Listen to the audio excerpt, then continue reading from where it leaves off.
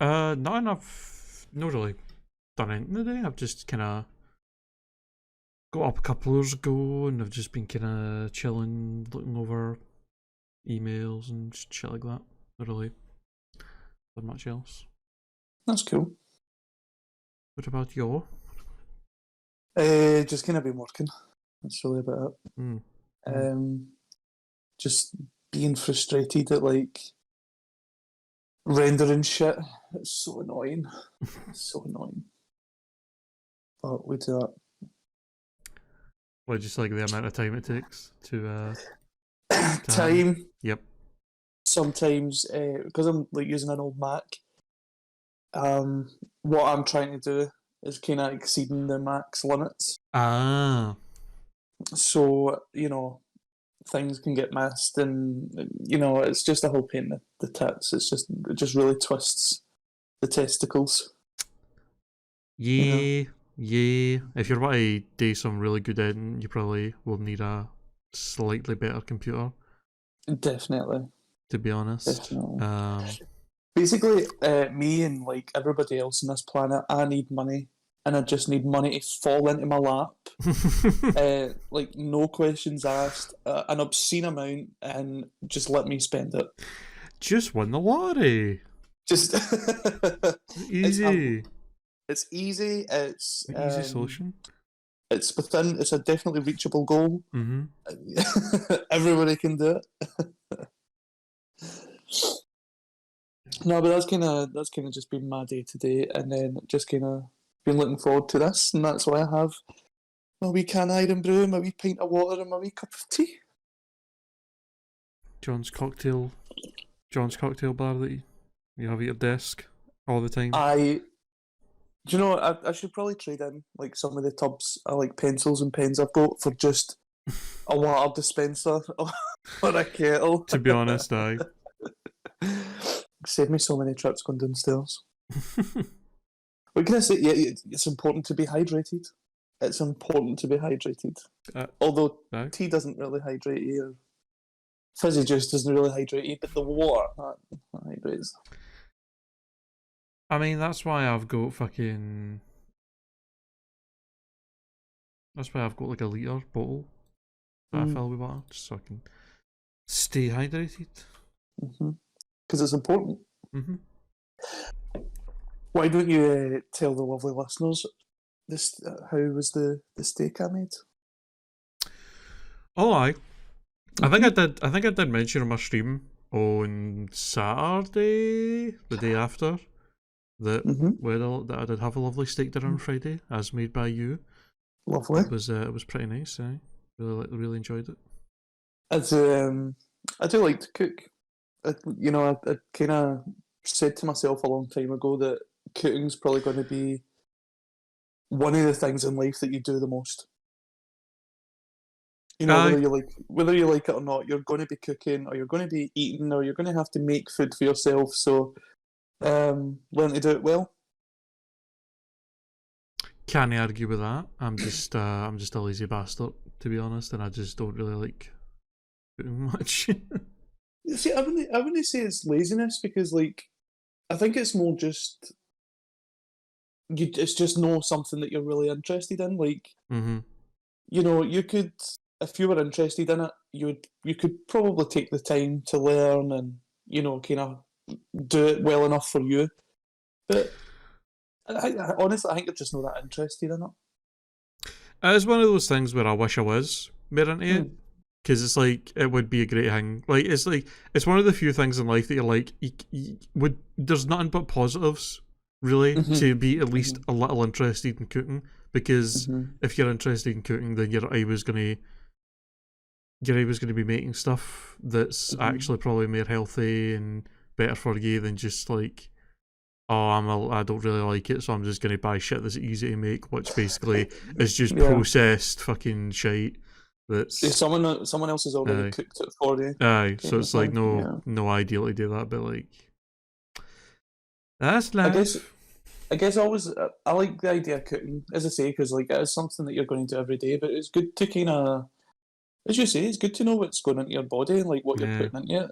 And if you can sit and make even just like I made you on Friday, like steak and chips. Mm-hmm. There was nothing more to it than just like cut potatoes, air fried, and then frying off the steak. Very simple. Like I guess Alan gets this. I wonder if you get it as well. Like there's a pressure to cooking. Do you get that? I mean, it's something that's so easy to fuck up as well. Mm-hmm. That's the thing. Yeah, like definitely. Anytime I see clips of like feel like shows like MasterChef and shit like that, and I'm just like, these are people that are like cooking for years and are supposed to be they're supposed to be professionals and all that shit, and they'll just fuck up what seems to be like simple stuff all the time. Mm-hmm. And it just makes me like, it's so it's just like, it's so easy to just fuck something up when you're cooking if you just make a simple mistake, and then it's like, oh, this meal's no shite or it's ruined, and it's just like, it's not what you want to get at it. Well, see on Friday there, like Frankie, when I was cooking, came in and he's like, "Oh, can I have my steak well done?" That, like, yes, this is going to be another blasting friends on the pod. I think it's every single person we know.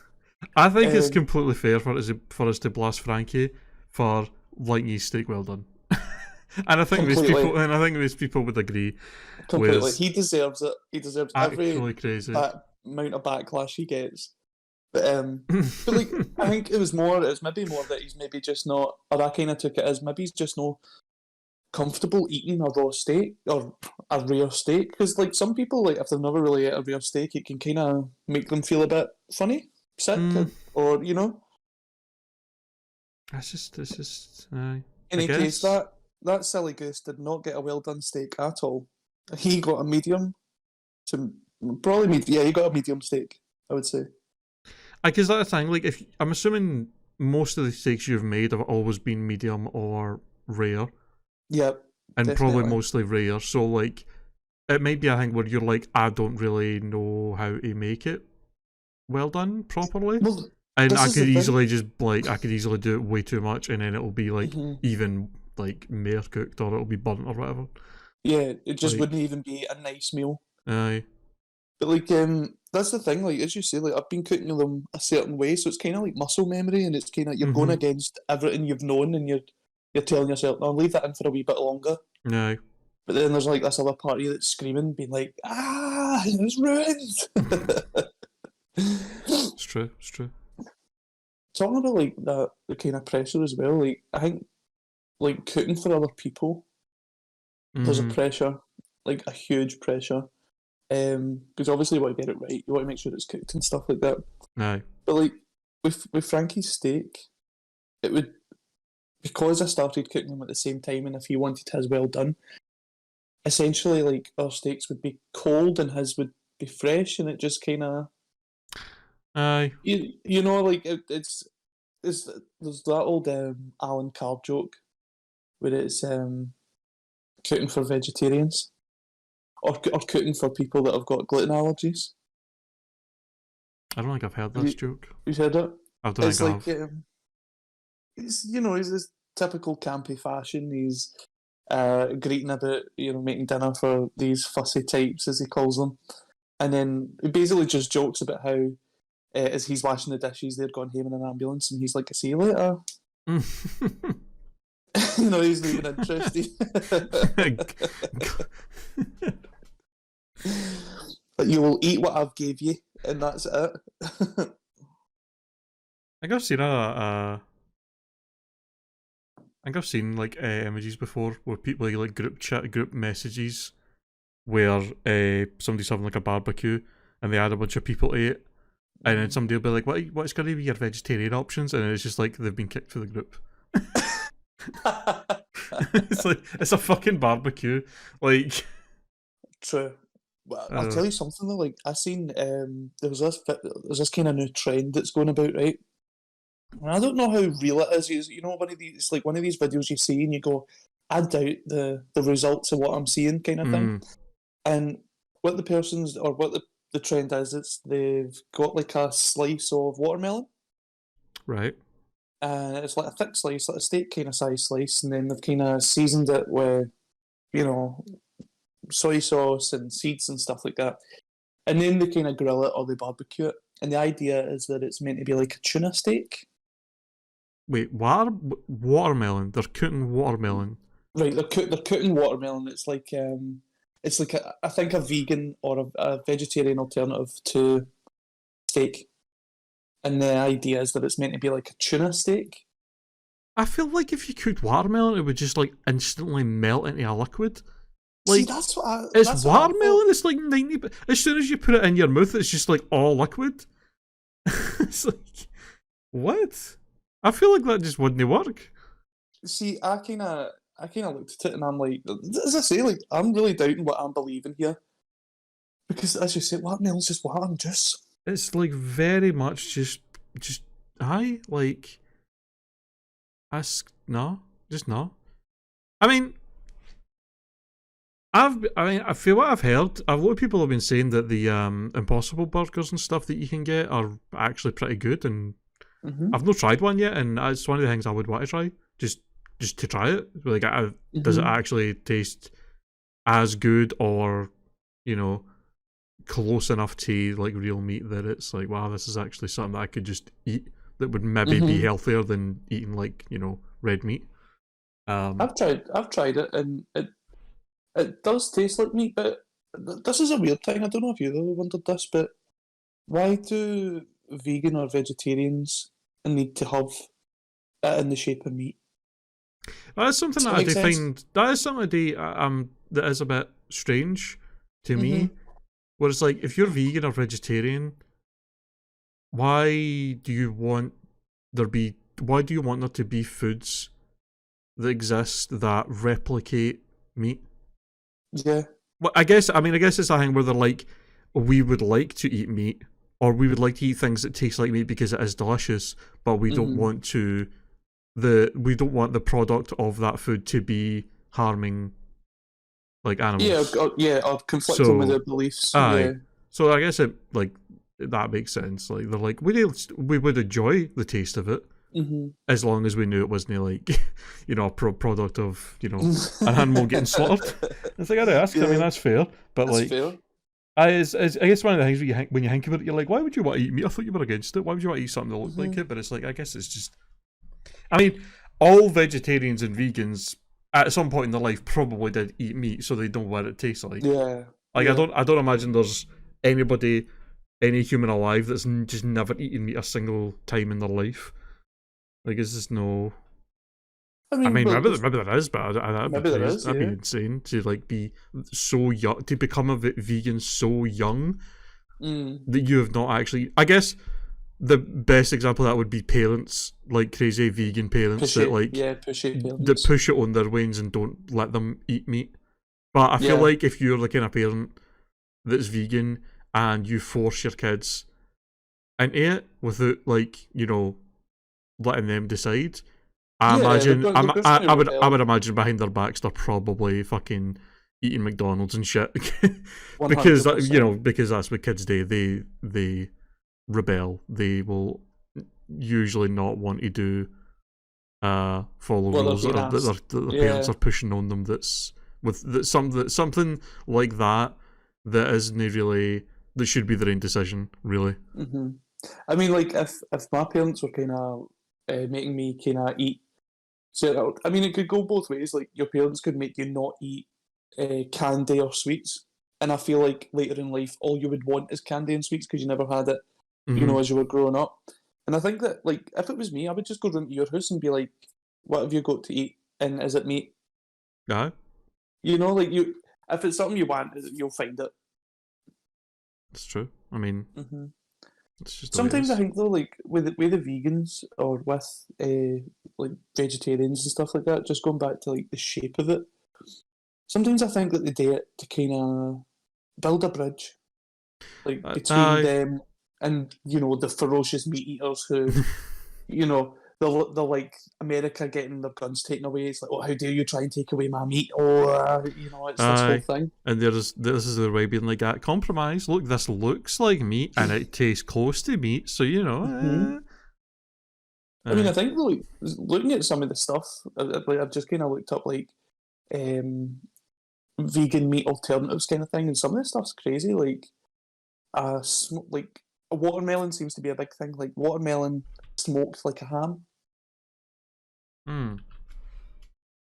Which I just don't believe the watermelon thing. I would have to no. cook a watermelon myself in some way to see if it would actually even like live through it. Like just actually survive that process without just being turned into just juice for the heat. I do kind of feel like the structure of the watermelon kind of break down because it's like Aye. slush. It You is. know, it's like when you're eating a slush puppy or something. It's such a strange thing to say that you can cook. It's like saying you can cook. It's like saying you could cook Jello. Like it's like, what? Don't just melt like into a weird paste. Like I don't think that would happen. I bet you somebody's done like a battered fried Jello. Especially in Scotland, they fucking fry everything. Fry a Mars bar for you at your local chip shop. I think most chip shops really will like. It depends if you're just like some, wee ticket off the street going in with that here deep fry my Mars bar, they'll probably tell you F off. But like if you go to your local chippy and like you've been a good wee regular, I'm sure like if you were to say to them, "Oh, going to fry is a cream egg," or I don't think I've never actually tried the whole deep fried Mars bar and all that. It just sounds rank. I don't know. I think I tried it ages ago and I just kind of found it squodgy. It was just like you bit into it and it was more grease than it was anything else. You don't want grease in a chocolate bar. I don't want my chocolate to be greasy. Like what the fuck? Have you ever tried deep fried ice cream? That's another thing that doesn't make sense. Like, it's ice cream. Would it not just melt if it was put in a deep fryer? Or is the deep fryer that fucking quick that it doesn't even get a chance to melt? It just fries on it, and then that's it. But I feel like it would still melt inside it for the heat. A part of me doesn't want to know the magic. You know? Aye. The part of me wants it to remain a mystery. How do they deep fry ice cream? But chances are it's probably like the ice cream's frozen solid, like minus 500 degrees, and then they flash fry it. You know? That's crazy. Because like fucking ice cream will melt at just body temperature, let alone fucking in a fryer. Like, what the hell? I always remember, like, when I first started working in the bakery, and I'd say to my manager, I was like, how do you stop the chocolate chunks from melting? Because obviously, like, when you buy a muffin or when you buy a cookie, it's a solid chunk. It's not like do you know what I mean? And he was like, do you really want me to ruin the magic? Oh, no. I'm like 16. I'm like, I want to know all the answers about life right now, and I can handle it. And do you know he was like, it's really not that big a deal. It's just a chocolate that has a higher melting temperature. I was so deflated. It's such an uninteresting answer. I was so deflated. I was like, I really need to rethink my choice of career about being a baker now because there's no magic in it anymore. There's no magic. It's been robbed. The veil has been lifted. You know the trick, and it's magic's gone. That's a good question for the listeners. Like, what has been something in life that you've wanted to know the magic behind it, and then when you've learned the magic behind it, it's just been so utterly disappointing that you kind of wish you never knew. Have you had a moment like that? No one that comes to mind really. No, not really. I feel like no, not something I can think of now. At least I know that I've seen like in terms of like actual like magic tricks that like show them how they're done. I feel like anytime I've ever seen like anybody explain a magic trick, it's always just still impressive because of the sleight of hand behind it is just like insane to like be able to do something like that. And it's like that's still impressive, like being able to do that so in a way that nobody notices that's how it's done. Magicians definitely get like a bad write up because people know that there's really no such thing as magic, but like a magician will do something like a trick with a card or a coin or anything like that. What you see is obviously like a 2-second that looks just real, like kind of off the cuff, but that person's probably practiced for hours and hours to get the movement right, the speed right, absolutely everything. Like it's it's really technical stuff to be a magician, or well, like a proper magician, I imagine. Aye. And yeah, I think like as you say, like people, everybody wants to know how the magician did it, so I don't know, they can then go out and do it if they wanted to do that. But really, a lot of magicians' tricks take a lot of time, like to perfect. Aye. It's one of the things where it's like, even when you grow up and you're like, oh, magic's no actually real, they're just like, it's just trickery that they're doing, but it's still one of the things that's impressive and great to see, because you still have that feeling of, right, how the fuck did he do that though?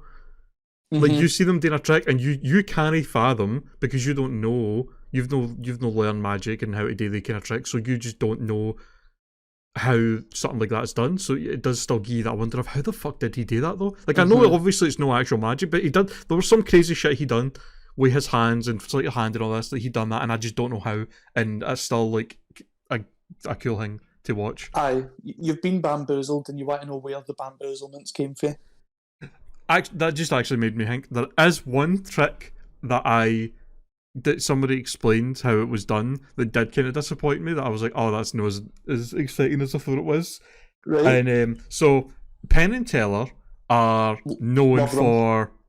Love them. They're quite known for like showing how their tricks are done and stuff. Like, they'll be like, we're going to do the ball and cup trick with clear cups so you can see everything that we're doing and how we're doing the sleight of hand and moving them about and all this, blah, blah. And it's still insanely impressive when they do it, because you're like, right, that's still fucking crazy that you're that quick and all this, blah, blah, blah. But there's one trick they do that's with a nail gun, I think it is, where they shoot nails into a piece of wood. It's like a nail gun that's loaded with this long thing of nails, but some of the slots in it are missing. So the whole trick is that he is shooting a nail into the wood on the table, and then putting it up to his hand and shooting it, and then like switching between them, and it's just about him memorizing the pattern of what ones are loaded, and if he doesn't memorize the pattern, he'll shoot a fucking nail through his horn. And it's like really long as fuck, so it's like this impressive thing where like, wow, that's an insane memory to be able to memorize something like that. And if you mess up something so long and hard to remember, you literally put a nail to your horn. And I was like, that is there's real consequences. But then somebody was like, then I read a thing that kind of ruined it for me, where somebody was like, oh, well, actually the gun that he's using, it's got a safety thing where if it's not pressed up, like, so if you have to actually press the nozzle of the gun on something for it to fire, and what he does is he just doesn't press it right against his horn, he just has it like an inch away, so it doesn't fire. So it doesn't matter if it's if it's the wrong one or no, it'll never shoot his horn, because he doesn't have it.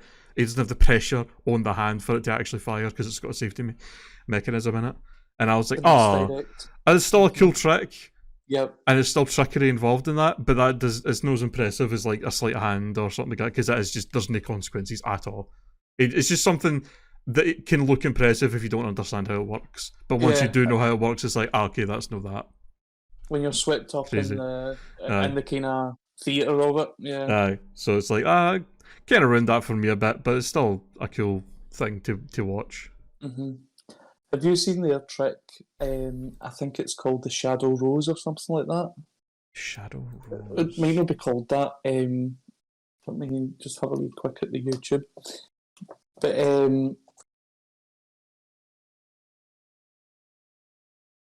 Shadows, sorry, it's just called Shadows. And I think it's based on maybe like I think another magician's kind of trick, but they've kind of adapted it for their own. And it makes me believe in magic. This is something I don't think I just think we did it up on YouTube as well, and I don't think I have seen this. It's honestly, I can't fathom it.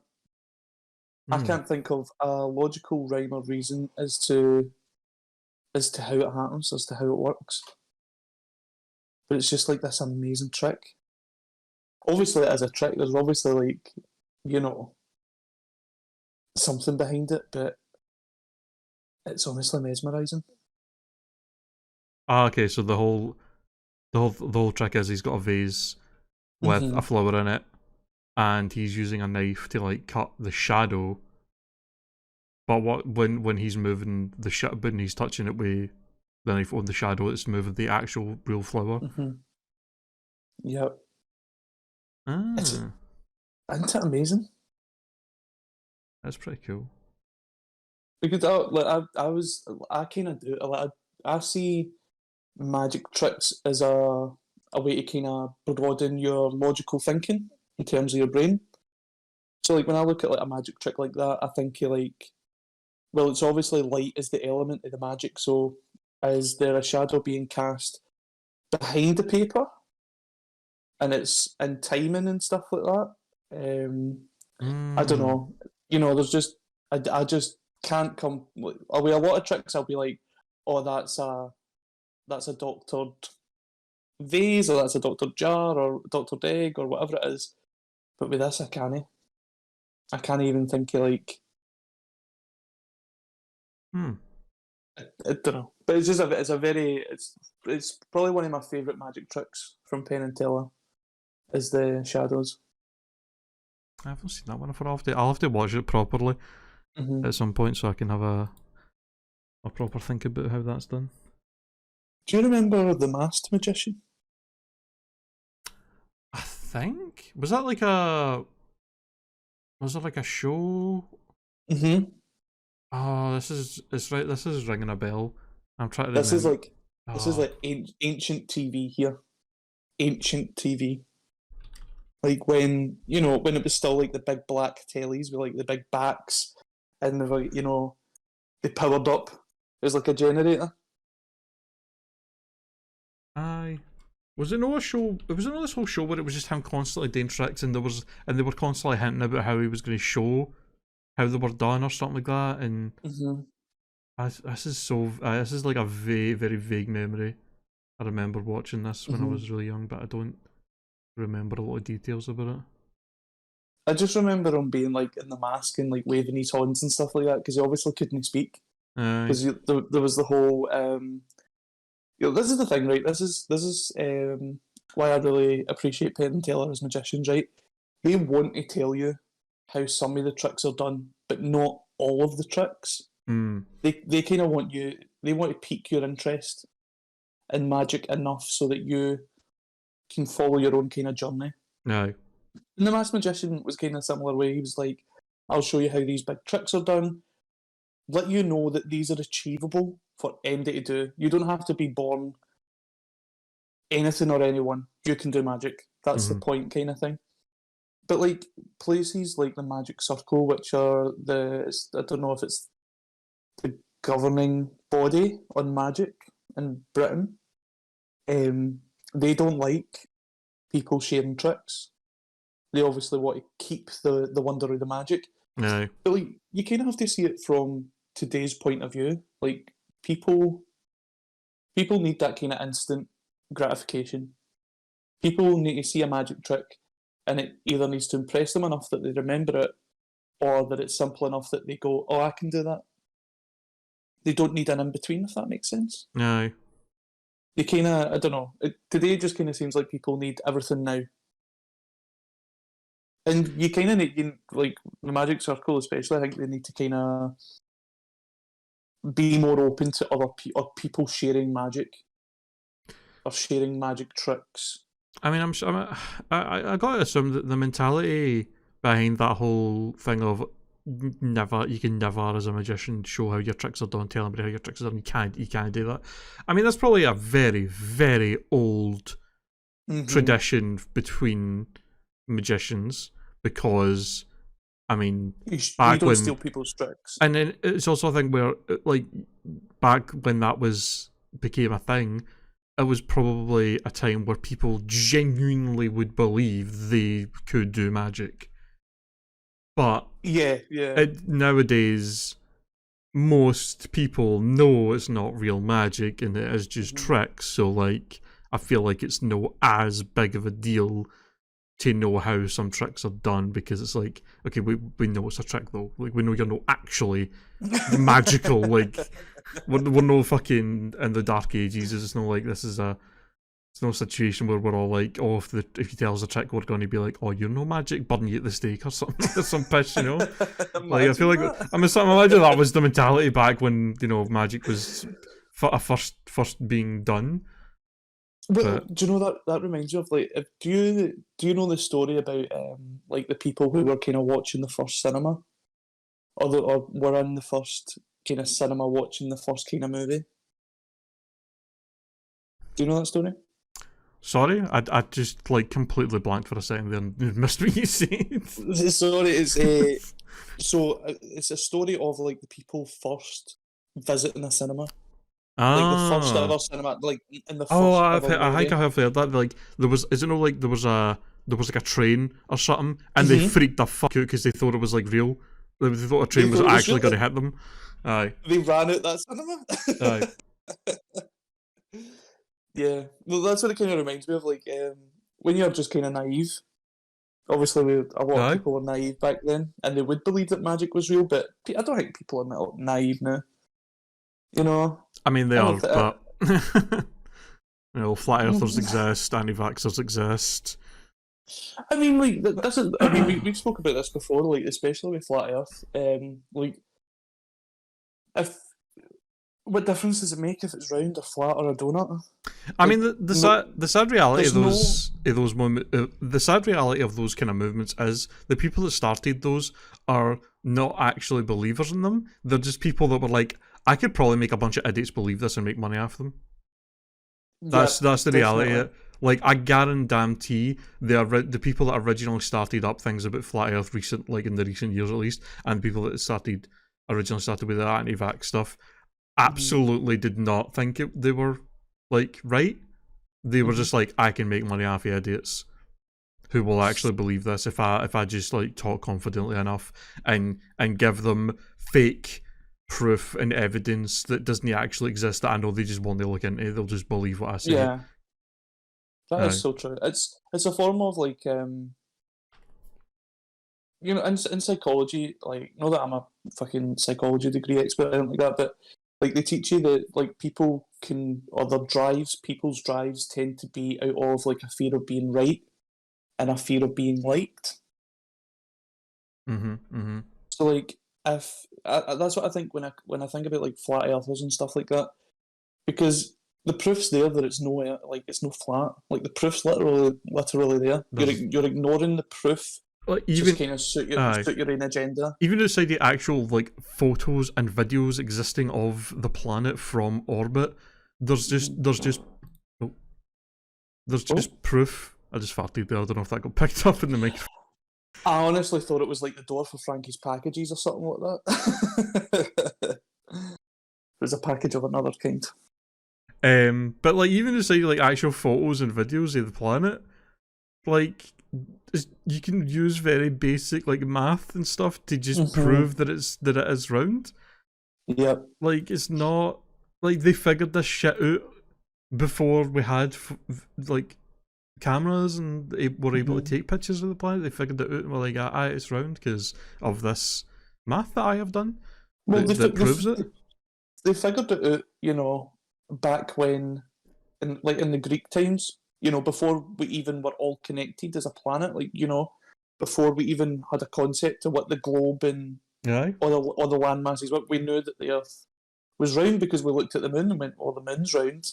We looked at the sun and went, the sun's round. We looked at all the other planets in the universe and we're like, wow, that's round. Aye.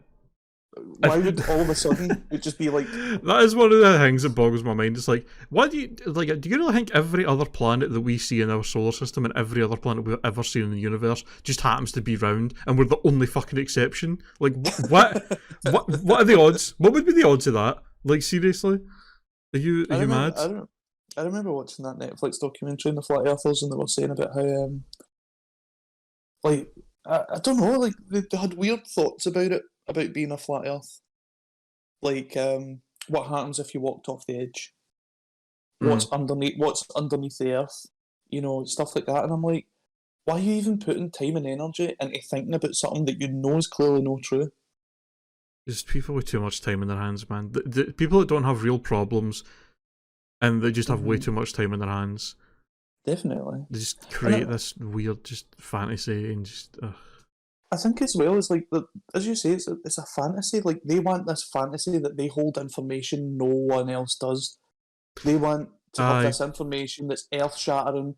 You know, scientists can't argue with it. You know, experts can't argue with it. It's a fact that only they know to be true within themselves. Aye, that's part of it. Is like they want to be that person. It's like I'm the only one that knows this, or I'm part of this exclusive group. We're the only ones that know the truth, and everybody else are idiots. And sheep and just like no, you're just stupid. You're just. I've never understood the idea like advocating for like a big think or like a big group think and calling people sheep while you do it. You know, you're like everybody should follow exactly what I'm thinking, and if you don't, you're a sheep. Aye, it's that whole paradox. It's that whole paradox of. There's a good joke about that in South Park where the goth kids are like calling people conformists and they're like calling Stan a conformist. He's like, you're a conformist, but if you want to be part of your club, you have to dress and act exactly like us. It's like, I mean, it's just what? It's exactly. It's just sheer hypocrisy. Like, you're not a real goth unless you dress in black and you act like us and talk about stuff like that we do and us, blah, blah. It's like, but you're calling me a conformist, but you're saying I can't be part of your exclusive wee group unless I act the exact same way as you and conform to the way you dress. And okay. Well, it's different when they do it. It's different. That's the thing. Yeah. It's different when they do it. It's double standards. It's just hilarious. I've never understood that. Like, because I would say, like punk's like quite anti-government and it's anti-order and it's chaos and anarchy and stuff like that. Yeah. But then like they all kind of look the same. Aye, a wee bit. I feel like they definitely have that punk. You know a punk when you see one. Like you know a punk. Aye, I feel like there's probably a lot of punks out there who would gatekeep it in a way of like, if someone says yeah I'm punk and they'd be like, I bet are you though?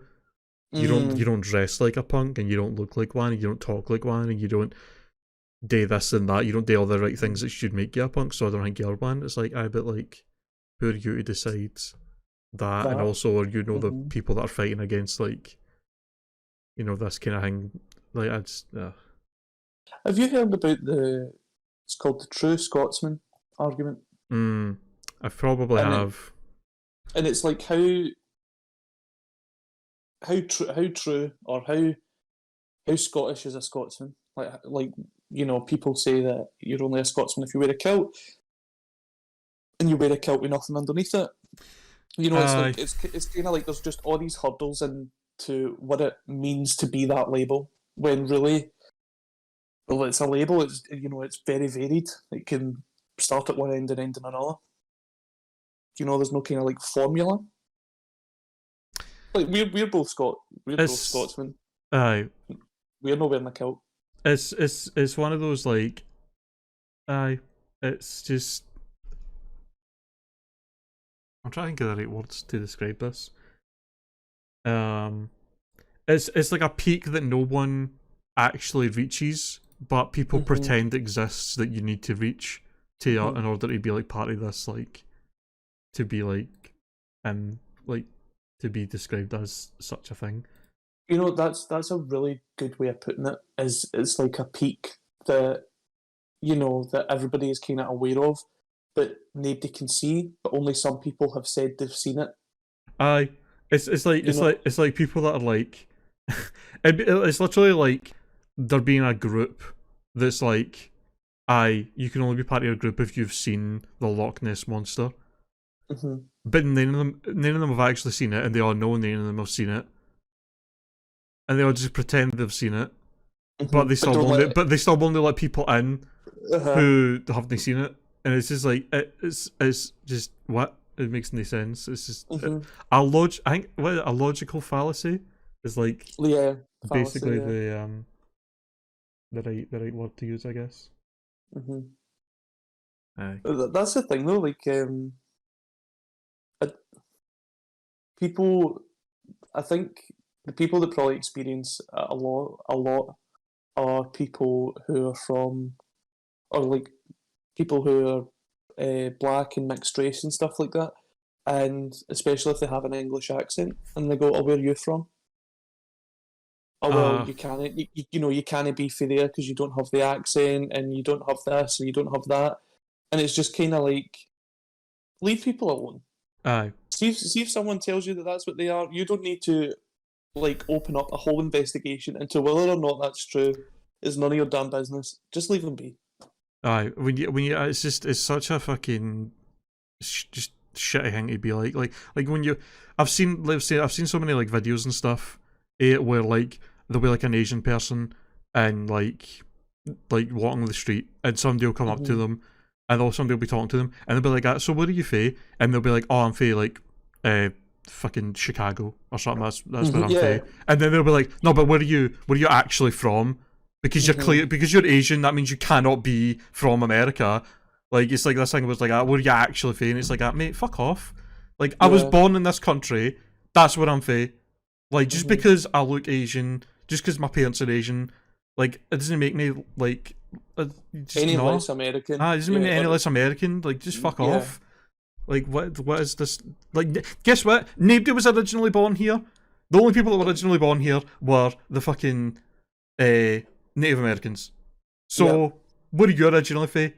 Go fucking get Mm-hmm. your 23andMe ancestry shit done. Tell me where you were originally for. How about that? Right? You prick. Unless you're I mean, Native American, fuck off and shove it up your arse. that's what people are really asking for. Like when It's they're like that, so oh, where you crazy. feel like I want the 23andMe, I want genetics, I want family trees. I want your family tree. Give me your family tree right now. I want to Yep. see it. I need to know. Like, no, you don't. You don't actually. You really don't. It's none Like of your fucking I think business. there is far more complimenting ways to ask somebody about their heritage Mm. and a strong Aye. something that's quite strong in their personality. Like there's better ways to ask about it. Like if you're genuinely interested in that person and getting to know them and getting to know where they're from, you don't need to know that right away. That's something that you can work up to, or you build up to. Aye. But those people that ask those types of questions really are just basically saying, "I'm a huge piece of shit, and I need to fit you into a box Aye. so that I can live my day." That's all it is. That is all it is. And they will hide behind the fake of, oh, I'm just interested with your fae. Niceties. And it's like, no, you're no. You're No. no, because you're a stranger, and why the fuck would you care? Yep. Like, That's it. no, Hmm. it's It crazy. reminds me. It reminds me of that video, and I hate watching it, but I can't not watch it if it makes sense because it bewilders me. And it's in America, and I'm not sure. I'm sure we've seen it, and it's a black guy, and he's coming in his building, and like this like white woman with a wee dog is stopping him, going like that. Oh, there's been a Where, lot of them. are you from this building? Aye. Where do you stay in this building? I'm going to follow you and make sure you stay in this building. And you're like, this person, I should be getting paid to be in their company, and I should also be qualified to be in their company because this person needs more than I can give them. It's crazy when you see people that try and defend the actions of like that. Well, she's just trying to make sure that our building's safe and there doesn't be like just random people coming in. It's like, I guarantee fucking damn tea if that was a white guy, she wouldn't have questioned him. Mm-hmm. Absolutely would not have questioned if it was a white person. That bitch knew exactly what she was doing and exactly what she was saying. Like she was, like this is the thing when people go, "Oh, maybe they meant it this way." Like you know what way they meant that. No, absolutely There is no excuse for it. Like just bothering people because you're a piece of shit. No, I've seen so many of these videos. There's a minority minding their own business, walking down a street they live in, or visiting a friend at a place or something like that. Just minding their own business, walking somewhere, doing nothing wrong, and some random fucking white Karen cunt will just come up to them and just start grilling them about, where are you fae? Where did you come from? Why are you in the street? Why are you here? And it's just like, it's none of your fucking business. You don't own the entire place. It's no like, you're not the police. You don't, like, even if you were the police, you still wouldn't have the right to fucking just ask a random person where they're going and what they're doing. It's none of your goddamn business. And they feel so entitled to know. They'll say shit like, "Where do you live?" That's another thing you've seen with people, like, they'll get stopped and questioned. Who are you and all this? And they'll be like, I live here. And they'll be like, what house is yours? I'm going to tell you, you psycho. Let me tell you where the exact house I live in so you can harass me more. Exactly. And like, have police at my door or claim a story that never happened. I love when they throw it back as well. They'll be like, where are you from? What house do you live in? And they'll never answer. They'll be like, it's none of your business. Like, why the fuck are you asking me then? Exactly. Get to fuck. You know, people say that privilege doesn't exist. Well, I only see white women threatening to phone the police on absolutely everybody that doesn't do what they want to do. Aye. I never see anybody else. It's always a white woman, and she's always like, I want this, I want that. And then when she doesn't get that, it's, I'm phoning the police. Aye. Blah, blah, blah. It's a true thing where, like, people are like, oh, privilege isn't real. And it's like, well, okay, if you're a white person and you're phoning the police, and like, especially in America, you don't have to have a single worry that you're going to get accused of something or get arrested if you've done that and wrong. Whereas a black guy or a black woman who phoned the police, they have to genuinely sit there and be like, is it worth me to phone the police to help me in this situation where I'm being harassed or attacked? And I could be seen as an aggressor. Or is me phoning them going to just make the situation worse, because it's very likely they'll just show up and just assume that I'm the cunt that started this and they'll arrest me or just shoot 100. me. Yep, like, they have to genuinely sit there and think, is it worth risking my life to phone the police to try and help me, the thing they're supposed to do? But you, as a white person, you literally don't have to worry about that ever. And this is the power that these Karens have. They know that. Aye. They know that their side will get took. Yeah, they know they're held in a either higher regard because they're part of that kind of what it is. It's systematic racism. You know, they know that they can act like a cunt, and you know, someone else will get the blame, because chances are it's going to be a cop that's going to look at her and be like, oh, well, who would bother such a sweet old little lady? Aye. You know? White woman screams, this black guy's assaulting me. No questions are asked, ever. Exactly. They just like, oh, she's clearly 100% right. Let's just show up, not even ask questions, don't even try and figure out if she's actually telling the truth, and just fucking go in, guns blazing. I've seen so many videos where it is like people who get their camera out and they start recording because they're like, man, this bitch is crazy, and if I don't have a recording, like, my life could change forever and I'd have no say in it.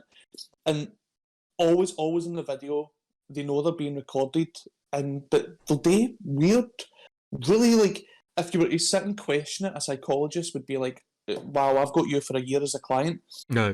Because, like, they fake injury, and they'll scream, and they'll try and flag passers down and be like, this is happening to me. They'll instantly become victims, and it's just they instigate this whole situation. They make it 10 times worse. And me and, like, a friend of mine were talking, and we're like, how difficult is it for you to just turn around and say, I was wrong, I'm sorry? It's the most difficult thing in the world for these people.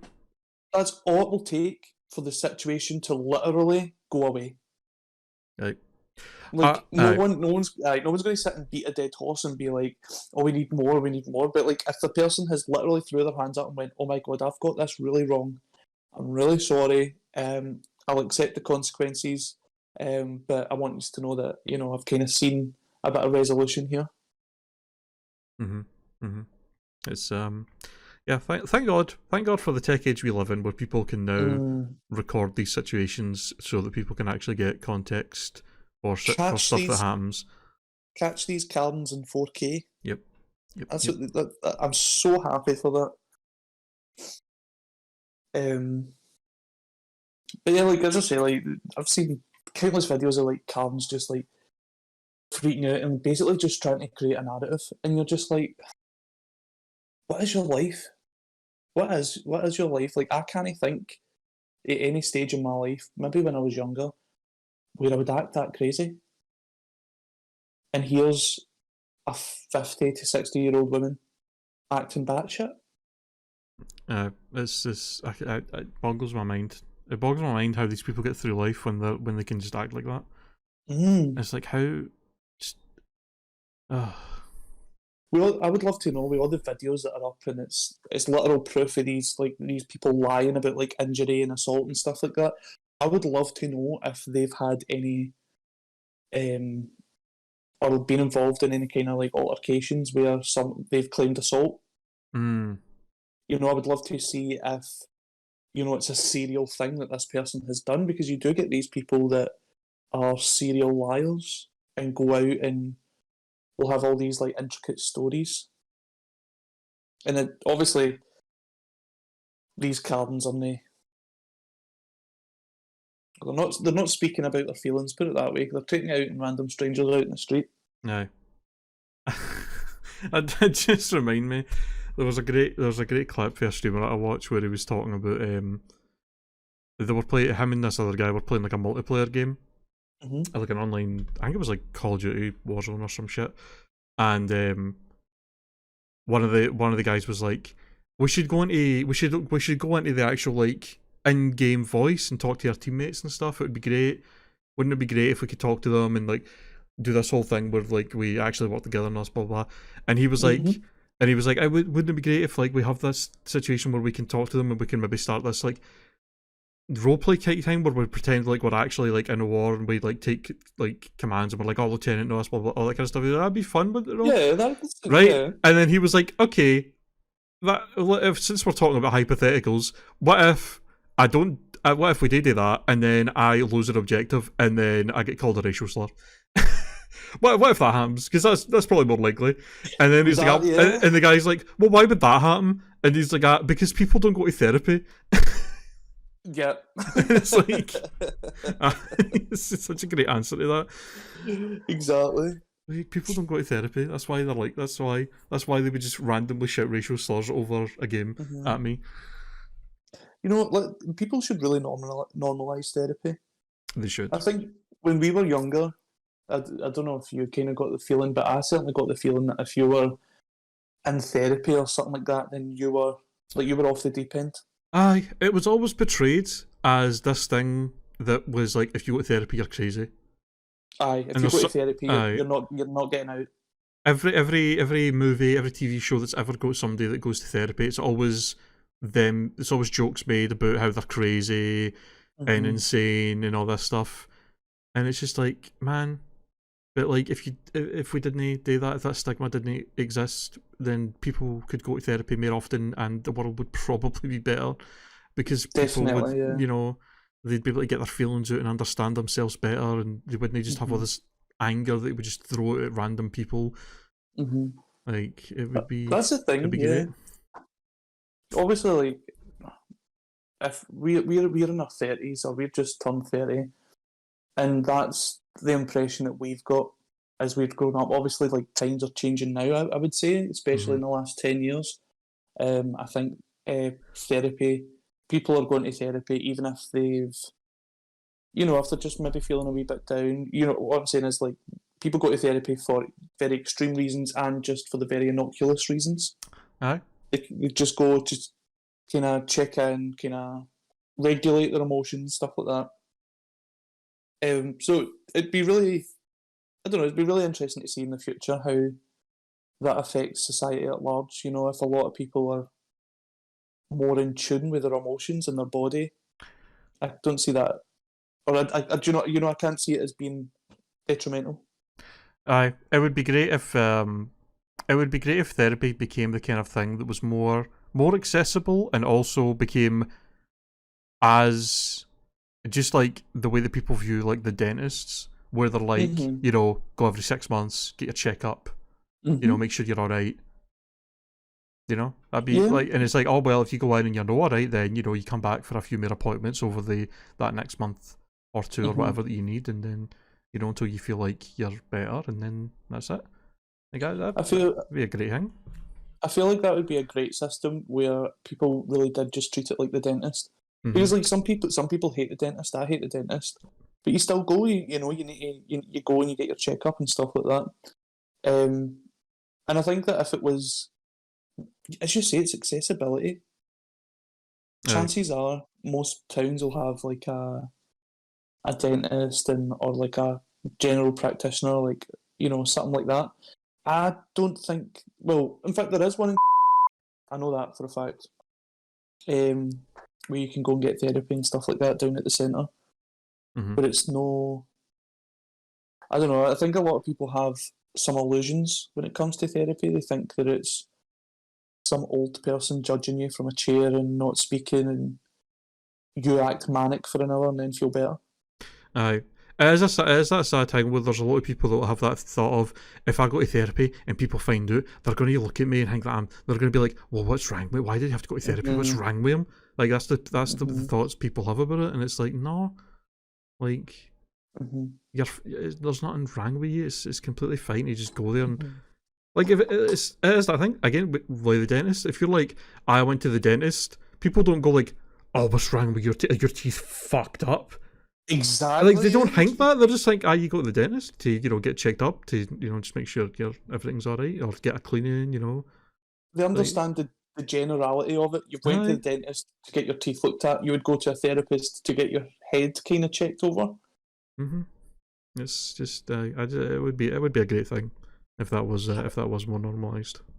You do bring up like a good point though. Like, I think if you do say that you have been in therapy, people want the fly in the wall experience in one of your therapy sessions. They really do. And it's just not the thing, because like, I think I would say that, you know, what happens in therapy kind of stays in therapy. You know, like, because you can be in any kind of emotional state depending on what you're dealing with in a therapist. And like, you know, if you say to someone, what are we talking about? What happened? What did you do? Stuff like that. It's just really invasive. Aye. I mean, it really shows how private and how precious it is to keep those things to yourself unless you're willing to share them. When if a therapist shares them without your consent, they are absolutely they lose their license. And they are not allowed to be a therapist anymore. That's how serious that shit is. Because it is a thing that is like very personal, and it is just not something you're allowed to share unless the person consents to it, because it is such a, you know, such a meaningful thing. It's so to ask somebody on a whim, like if they go to therapy and you're like, oh, what did you talk about? It's like, no, fuck off. None of your business. It's none of your business. Like, why would you ask that? It's so rude. You wouldn't go up to someone and be like, oh, you've been in the hospital? Tell me your complete extensive medical history, please. Aye, like... Because that's essentially what these people are asking for. Like, they want to know every bad day you've had, every bad moment, every, you know, bad experience. I don't know, it's almost like a form of gossip than it is anything else. It's like, oh, they went to therapy for that. Aye. Someone else's trauma is their entertainment, and it's just not. That's not how it should be. You know, that is so true. Like, especially in like these kinds of days where everything's becoming a commodity and then put online. Like, I think when people see these YouTube stories where it's like trauma, story time, this happened to me, blah blah blah, they think that they're owed everybody's kind of those stories. Aye. Because everybody has trauma. Everybody's got like stories of bad experiences and stuff like that. And I think there's some people out there that are just so obsessed with other people's bad stories because they don't really have one. You know, like they've had it fairly good. It's a weird thing. It's even with these, like, even with people that do YouTube and things like that, where they constantly they share so much about their lives, and people are still so invasive. And then when they're like, well, we want to have private things as well. They're like, they're like, oh, well, you share all this stuff. You share so much about your life. What's the big deal? And it's like, they choose to share what they're willing to share, but that doesn't mean they have to share everything. Like, That's what is that entitlement. logic? You think you're entitled to everything because they show you something? Exactly. Yeah. I guess I mean, that's insane. by that same logic, you would by going up to like a porn star and went, well, you fucked him, why can't you fuck me? Aye, it's literally like, you do this for a living, so what's the big deal if you just like let me have sex with you? It's like, Exactly. no, what? You know, like I think some people just are so entitled when they come across stuff like online, they just feel like they're owed it. Aye, It's really not the case. it's crazy. It's crazy entitlement, Mhm. man. I would say that I would say like these days, maybe we could talk about it next week. That there's a lot of entitlement, but I think there's also a lot of insecurity these days. Mm-hmm. You know. Oh, well, we need to wrap up, but before we wrap up and ask you what's happening for dinner, I was thinking of a few fun things that we could do for the next few podcasts. Okay. So I was thinking like we could do a quiz, like a bestie quiz. Alright, so like you ask me questions about you, and I have to try and like see if I know things about you. We Okay. could do, yeah, we can that and you know those shitty internet quizzes like how besties, how good friends are used, and like say Things like like that. you maybe like answer questions on my part and see how right we get, and then vice versa. Because I was thinking like a lot of the viewers, they'll know you or they've known you for a while, but don't Mm-hmm. really know me. They've not had the chance to really take in the flavour that is me. It's true. It's true. That's true. That's true. But I thought that could be fun. Aye, I'd be up for that. hmm It does sound like fun. Do you know? I don't know. I like to think about the future a lot as well, and I was thinking about for either number 52 episode, which would be our full That's first year way in the future. streaming, way in the future, but uh, or maybe 50, number 50, but podcast number 50 with Frank, and Mm. maybe Frankie can share his story about all these Amazon parcels, all that kind of stuff. True. True. Don't know, just thinking down the line, like maybe like the people who are listening now, like what would you like to hear us talk about? Because I think most of the time when we come on here, we just kind of wing it. We do. We do. Like I think me and you are quite good in the sense like we could just talk for hours about anything and nothing. Aye.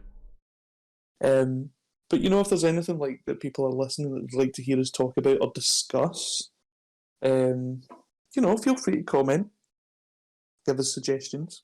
Mm-hmm. Or if you have any Um, questions for us that you'd like us to answer as well, we could do that maybe at the end of podcasts and just do oh like a Q&A kind of yeah. thing if people have questions. Well, let's do a wee question. Don't know then. If you have a question for either me or Rid, um, comment below. Yeah, we'll answer it in the next one. hmm What are you having for dinner? I've absolutely no idea. You never know what you're having for dinner. I mean, I'll be honest, I've not eaten the day yet. I'll probably go and just make like a lunch, just make some sandwiches or something, and then I'll probably have dinner way later. You are a fool telling me that. I'm here and I'm like, you've not ate yet. I'm storming round the night. I like feed you. Crazy. Yeah, You need to look after yourself. that's how it be. hmm Well then, yeah, we'll leave it at that, guys. Right, thank you all for listening. Thank you all for listening. If you think of any questions or anything like that, please let us know. Or any opinions on what we've discussed today. We'd love to hear your feedback. I love the comments. I have very little idea who any of these people are, but I love commenting. It's fun to read through the comments. hmm I'm not going to lie. I kind of wanted like people to jump on the Auntie Lee's bandwagon. Just stop talking shit about him in the comments. I love these guys. Sounds like a right dick. Who needs this Lee's guy? And then Lee's is commenting on it. Like they all just dislike his comments. He's there like, what the fuck? Yeah. But yeah, that sounds like a lot of fun, and I will see you next week. See you next week. See you next week. Take Bye. care. Bye-bye.